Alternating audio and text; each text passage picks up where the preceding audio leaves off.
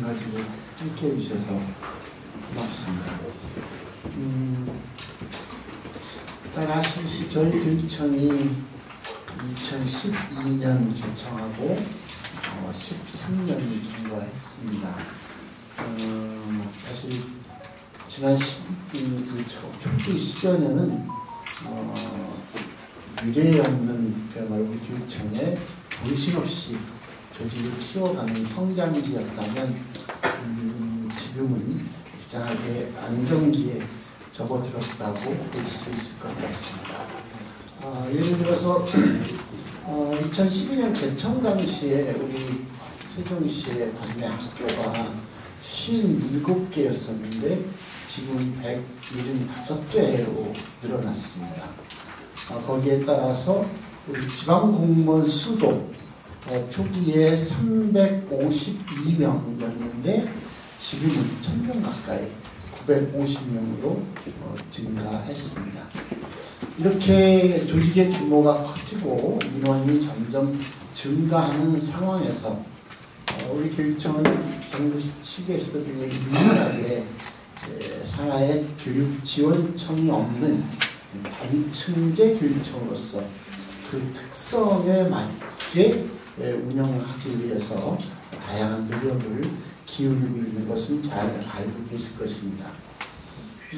그러다 보니까 우리 다른 데는 없는 본청과 학교의 순환근무 때 그리고 균형적이고 합리적인 인사에 대한 꾸준한 직원들의 요구 그리고 끝없이 새롭게 충원되는 젊은 새내기 공무원들의 사기 진작 그리고 작년에 크게 이루어졌었던 학교 지원본부의 신설과 같은 변화하는 환경에 맞춰서 인사 제도도 전반적으로 살펴볼 필요가 있었습니다. 실제로 직원들의 다양한 요구가 있는 것도 사실이었고요.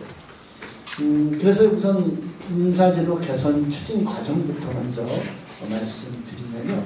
지난해 2월, 2024년이죠. 2월에 지방공무원 인사제도 개선 방안 계획을 먼저 수립하고 3월에 총 5차례의 인사정책 공감 설명회를 지방공무원 대상으로 열었습니다.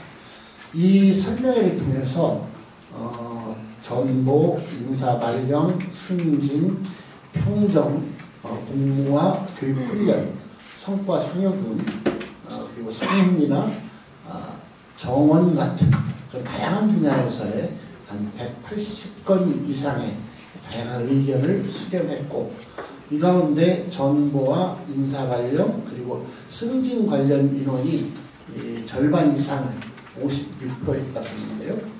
차지해서 해당 분야에 대한 개선 요구가 가장 직원들의 관심도 높았고 요구가 컸었습니다.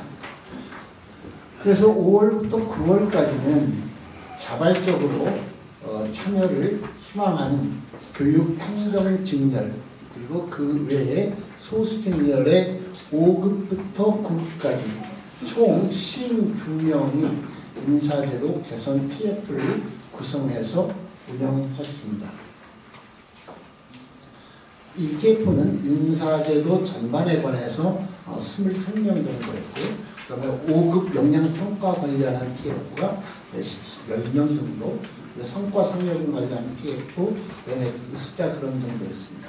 교육훈련 분야의 TF 이렇게 총 4개 분야의 TF를 운영했고 그 TF 의견에 대해서 행정국장님이 총괄 지휘를 하면서 TF 운영진과 협의 과정을 거쳐서 전체 18가지의 우선 개선 분야를 선정하고 교육행정 외의 직렬과의 간담회를 개최해서 소수직렬의 의견도 충분히 반영하기 위한 노력도 했습니다. 그 결과 11월에 TF 운영 결과와 관련한 내용을 공유하기 위해서 2차례 설명회를 다시 개최했고 의견 수렴을 위해서 마지막 설문조사도 실시했습니다. 이 설명회에는 본청이나 직속 기관 그리고 학교 소속의 지방 공무원 중에서 희망자로 208명이 참여했으며 현장에서도 설명회 현장에서도 약 65건의 의견을 제출받아 수렴했습니다. 또한 TF에 참여하지 않은 사람들의 의견을 충분히 듣기 위해서 8일간 온라인 설문조사를 진행해서 총 226명이 참여하기도 했습니다. 그럼 이런 과정을 거쳐서 만든 인사제도 개선 주요 내용을 설명드리겠습니다. 먼저 첫 번째는 본청과 학교 사이에 순환근무 확대를 포함한 전보 기준을 개선했습니다. 개청 이후 교육 행정 환경은 성장기를 거쳐서 안정기에 접어들었다고 말씀드렸고 또 학교와 직원 수가 꾸준히 증가했습니다. 이런 변화를 고려해서 전보 기준을 보완했습니다. 개선했습니다. 구체적으로는 학교 급별 특수성과 규모를 고려해서 그동안 3개로 구분했던 전보 단위를 5개로 확대 조정했습니다. 그리고 전보 단위별 근무 기간 연한을 6년으로 설정해서 인력의 균형 배치와 공정한 인사를 통해 조직 운영의 효율성을 높이고자 했습니다.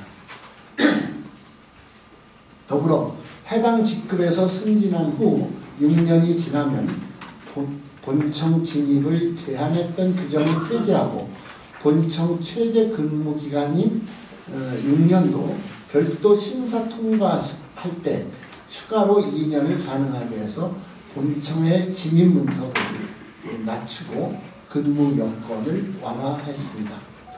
두 번째로는 업무 처리와 기획력을 고루 갖춘 5급 사무관 인재를 선발하기 위해서 평가 영역이나 평가 방식을 보다 합리적으로 개선했습니다. 현행 평가 요소는 업무 경험과 역량 평가 간의 균형이 맞지 않는다는 현장의 의견을 적극적으로 반영해서 근무 실적 평가가 반영된 승진 후보자 명부 순위 비율을 40%에서 50%로 상향 조정하고 역량 평가 비율은 60%에서 50%로 하향 조정해서 실제 업무 처리와 역량 평가 간의 균형을 맞추도록 조정했습니다. 이와 함께 기획력 평가 배점 방식을 등급별 배점 방식에서 비율별 차등 배점으로 변경하고 평가 대상을 소수 직렬 특성을 반영하기 위하여 통합평가에서 직렬별 평가로 변경했습니다. 또한 업무 실적서 평가를 면접평가로 통합해서 업무 실적과 전문성, 중간관리자의 자질과 역량을 종합적으로 평가할 수 있도록 개선했습니다. 세 번째는 저연차 공무원의 동기부여와 조직 만족도 향상을 위한 제도를 운영하도록 했습니다. 최근 적은 보수와 경직된 조직문화, 다른 직장으로의 이직 같은 그런 이유로 동기를 떠나는 저연차 공무원이 꾸준히 발생하고 있는 현실입니다. 따라서 저연차 공무원들이 조직 적응을 돕고 동기를 부여할 수 있는 근무제도를 도입하고자 했습니다. 저연차 공무원의 안정적인 초기 적응과 사기 진작을 위해 복무 조례를 개정해서 새내기 도약 휴가를 도입했습니다. 새내기 도약 휴가는 재직 기간이 1년 이상 5년 미만인 공무원이 사용할 수 있는 휴가로 3일이 주어집니다. 또한 조직에 기여한 공무원의 사기 진작과 재충전 기회 제공을 위해 장기 재직 휴가 일수도 늘렸습니다. 신규 공무원과 소통을 기반으로 한 신뢰 형성을 위해 찾아가는 인사 상담을 꾸준히 진행하고 직무 중심의 실무 연수를 확대해서 직장 만족도 향상을 위해도 노력하고 있습니다. 신규 임용 공무원의 불안감과 스트레스 해소를 위해 찾아가는 인사 상담 운영과 함께 전문기관의 상담을 지원하고 있으며 올해는 신규 공무원 멘토링에 수요자 중심의 맞춤형 실무 연수를 마련하고 자율과제 중심으로 운영했던 현장 중심의 테마형 연수에는 직무 관련 지정 과제를 추가했습니다. 나아가 현재 운영 중인 인사 사전 예고제를 더욱 실효성 있게 개선하고 다양한 의견 수렴 창구 마련, 인사 시기별 집중 상담기관 운영을 통해서 개인 인사 민원 해결을 위한 소통 채널을 더욱 활성화하고자 합니다. 네 번째, 교육환경 변화에 대한 지방공무원의 전문성과 자율성 향상을 위한 교육 과정을 확대하고자 합니다. 교육환경의 복잡성과 변화에 효과적으로 대응하기 위한 공무원의 필수 자질은 전문성과 자율성일 것입니다. 빠르게 변화하는 정보와 지식을 습득하고 이를 교육 현장에 반영할 수 있는 역량을 키우는 것이 중요하겠지요. 이를 위해 2025년 교육훈련 운영 계획에 직무 관련 연수와 자율연수 기능을 확대했습니다. 보고서 작성 능력을 키우고 중간 관리자 역량 향상을 위해 연수 과정도 신설했습니다. 저연차 지방 공무원 때부터 보고서 작성 능력을 키우기 위해 교육 과정을 추가하고요. 6급 지방 공무원에 대해서는 역량 평가 준비 과정에서의 사교육 부담을 줄이기 위해 기획력 보고서 역량 강화 과정을 확대했습니다. 앞으로 직무와 연계한 학업 병행으로 직무 수행 능력을 높이고 일과 학업을 병행하는 조직 문화 조성을 위해 다양한 대학 또는 대학원도 같은 국내 교육기관을 통한 재교육 기회를 확대하겠습니다. 이와 함께 교원대의 정책교양원, 핵심 인재연수와 같은 교육과정과 직무연계 국내 대학 야간이나 온라인 학사와 석사과정 지원도 검토하고 있습니다. 또한 사이버대학 산업체 위탁 전형 입학 시 입학금과 수업료를 지원받을 수 있도록 대학과 업무 협약을 확대해 나가겠습니다. 마지막으로 다섯 번째, 학교 현장의 어려움을 지원하고 인사의 공정성과 투명성을 확보하겠습니다. 먼저 두 사람이 근무하는 행정실에 업무 표준 안내 자료를 제작해서 직무와 역할을 명확하게 하고 서로의 역할을 이해하고 존중하는 직장 문화를 조성해서 현장에서 느낄 수 있는 업무에 대한 불공정성과 불합리성을 줄이기 위해 노력할 것입니다.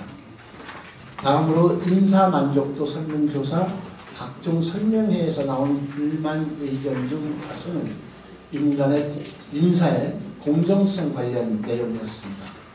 인사의 공정성 향상에 대한 고민이 필요하다고 저희는 판단합니다. 2인 행정실과 유치원, 원거리 소재 근무지와 같은 비상호 근무지를 위한 인사행정 요구와 불합리한 업무 분장으로 발생하는 과도한 업무 부담, 갈등 같은 고충을 토로하는 경우도 있습니다. 따라서 합리적인 인사는 예측 가능성을 높일 수 있는 명확한 기준과 다양성을 고려한 객관성과 공정성이 확보될 때 가능할 것이므로 올해는 이 부분에 집중할 계획입니다.